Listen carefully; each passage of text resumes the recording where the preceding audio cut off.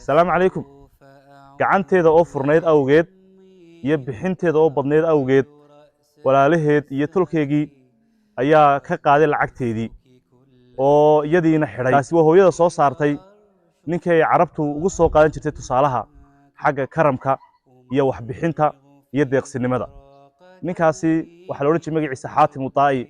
carabtuna waxay u soo qaadan jireen xagga tusaalaha iyo ku dhiirigelinta xagga waxbixinta.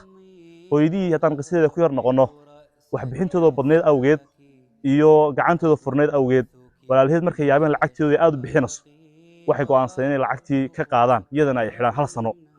1 sano markay xidhneed kabacdi ayay soo daayeen. hadkeed lacagteeda way jeclaatay, iska bixin mayso, gacan adayg iyo waxa loo yaqaanana ku tiirsan inay samayso. macnaheedu waxay tahay walaalaheed inay la doonayeen inay lacagtan dareento muhiimadeeda oo ay haysato. laakiin arrinka mucjisada dhacay waxa weeye isla markii u horreysay ee lacagtiisa loo siiyey sanad ka bacdi iyadoo gaajo badan iyo kadeed badan la kulantay ee lacagtii walaalaheed saa uga qaadatay ay lahayd ay ka qaadan iyagu, ayaa isla markiiba waxaa soo istaagay hooyo toogsanaysa oo waxay siiya leh. karamkii iyo deeqsinimadeedii ku jiray qalbiga awgeed ee lacagtii la siiyey waxba kamay reebin way wada siisay. bal mucjisada u fiirso, lacagtii hal mar bay wada siisay, waxna kamay reebanin. taasi waa hooyada samaysay ee umushay raganimadiisii samaysay ninkii la odhan jiray xaatim utaa'i.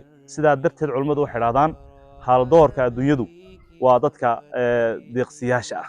dadka deeqsiyaasha weeye. dadka haaldoorka adduunyada ah, mudanta adduunyada waa deeqsiyaasha. haaldoorka aakhiro iyo mudanta aakhirana waa dadka atqiyada ilaahay subxaana wa tacaala ka cabsada. aad baad mahadsantihiin.